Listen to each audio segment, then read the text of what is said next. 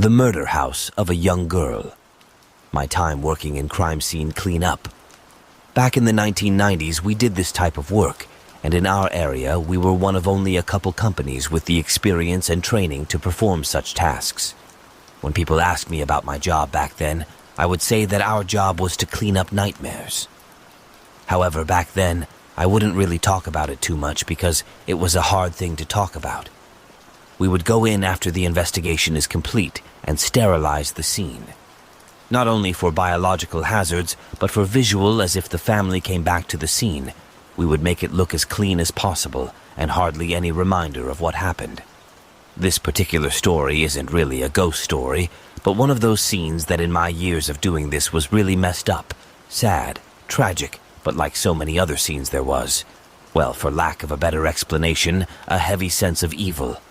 This is why I am telling the story, as nothing popped out at us. We didn't see shadows or hear anything out of the normal, but it was like walking into a nightmare, and the feeling of overwhelming sadness and dread affected myself and my other crew member. The crew member that went to this scene with me, he had been with me a long time. I was the supervisor, and since this wasn't particularly a big scene, it didn't require more crew members to complete the task. The call, if memory serves me right, we had just got back to our office and I was working on paperwork, and my crew members were doing chores around the shop, and we were all getting ready to call it a day, so it must have been around 5 p.m.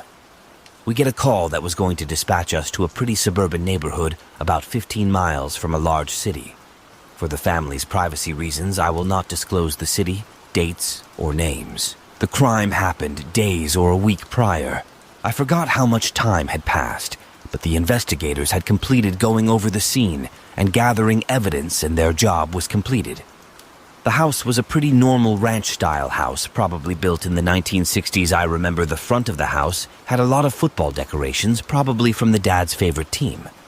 If you passed by this house, there was nothing remarkable about it. It wasn't fancy and it wasn't unkept.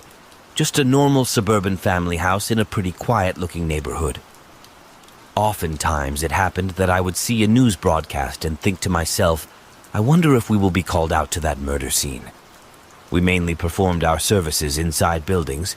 Sometimes we did our services out in front of a house, as sometimes people travel as they are slowly dying and having a smear of blood, leaving a trail of blood as the person is trying to escape. Well, we would clean that up too. This case was different.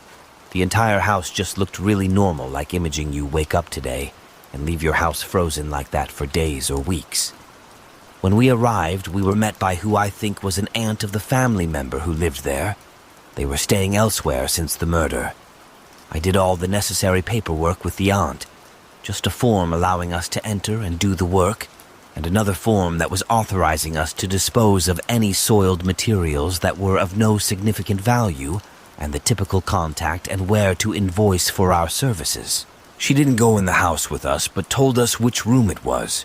We never pressured people to enter with us, as most of the time seeing the scene is like reliving the nightmare all over again. We enter the house, removing the crime scene tape, and like I said, it was frozen in time to that night that the murder happened. I remember seeing a laundry basket full of clothes on the sofa, probably just washed, and maybe the mom was going to fold them. Shoes by the front door, dirty dishes on the table, mail on the table. That kind of stuff. We walked down the hallway and the police had dusted for fingerprints, so you see black smears all over the hallway, and we enter the room. The room was that of a little girl, maybe about 8, 9 years old. Pink bedsheet on the bed with dried blood. A white wooden headboard with splatters of blood that have gone past the headboard and splattered on the wall as well. The blood had also dripped from the bed to a little small pool on the brown carpet. The police had dusted for fingerprints all along the inside of the room.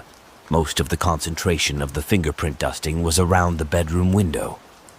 The cleaning up of all the black smudges took longer than the cleaning up of the blood, as I assumed the police removed other things that had blood on it, such as maybe the comforter or blankets.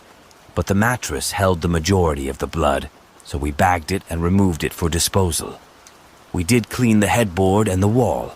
The police also removed a portion of the carpet, maybe for some kind of evidence. So we just cut out and removed the rest. The entire time we are working in this room, I myself am overcome with such a feeling of sickness. I can't really describe it, but imagine just feeling like you need to leave the area. A mix of heaviness, evil, sadness that twists you up in your stomach, almost to a point of feeling sick, but more of a foreboding, like if something was still lingering there. I didn't get the sense from the rest of the house, but once you enter that room, it was unescapable. I was working on the window ledge, cleaning up and removing the dusting powder from it. My crew member is putting some trash in our truck, so I am alone in there. I almost get the feeling that something is watching me, but more like something is feeding off of my feelings. So I leave the room to get more cleaning rags, and I find my crew member sitting on the floor in the back of our truck with tears in his eyes. This is a guy who has been with me on some really messed up calls, and as far as the scene being graphic, it wasn't not like many of the other calls. I understand and let him be. I ask him if he needs to take more time. Just sit there, I will be inside. I go back into the room and I am suddenly almost in tears too. I don't know why, but look around the room. Like really look at this little girl's room. I see her little clothes, some dolls, schoolwork, drawings she hung on the wall, and on her dresser she had lined up her Polly Pockets. I'm suddenly just standing there, almost shaking at that point. Not just from being sad about this little girl, but like I described above. A whole mix of stuff. I force myself to continue on. So I finish up cleaning up the room and start on the hallway and outside of the room doorknob, and I see my crew member working inside the house, and he says that he's going to clean the outside of the bedroom window as the investigators had used the dusting on the outside as well. As I put some of our supplies back into the truck, I go around to the outside side of the house and see my crew member standing there at the bedroom window, like in a trance, just staring inside the room. Almost like he is seeing something, but just silently standing there. I don't want to startle him, so I stand there just looking at him. After what seems like a couple minutes, I softly say his name. It shakes him out of his trance. He looks at me by just turning his head, and his eyes are bloodshot red, and he just said, "I'm sorry, what did you say?" I just said, "Well, if you are finished up, I will take the final photos and we can lock it up." He just continues to spray and wipe as nothing. I get our camera and start taking photos of our completed work. You see, we do this as proof of how we left the condition of the home, especially if we are left alone on the property. Now you are going to hear the real crime story. Apparently what happened was, in the middle of the night, some creep broke into the little girl's bedroom window. The police think he was looking to kidnap her, but she must either cried out or fought him off her, so he took out a huge Bowie-type knife and stabbed her to death. This all happened as the parents slept in the room next door, and the other kid was all fast asleep. I believe he just walked out of the house and left. Later, as we were driving away, I had asked my crew member about him standing at the window outside, and if he was okay or needed to go home early. He just turned to me and said, "I put my 2 feet in the same spot the murderer stood just before he killed the girl."